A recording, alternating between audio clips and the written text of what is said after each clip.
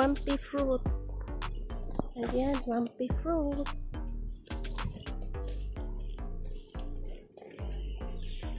Ito lang yung ano nila dito.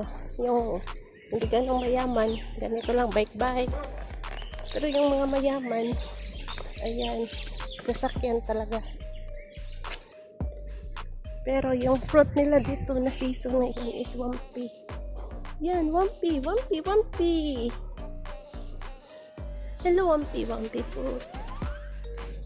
Yan, matamis siya na may pag-asim-asim. Pag hindi pag-anong hinog, medyo maasim-asim. Pag hinog na, matamis na siya. May buto siya sa ilalim. Kapamilya siya ng siguro malunggan. Pero ito ay wampy. So mostly nandito lang siya sa China and Hong Kong na mga prutas na tanim ito.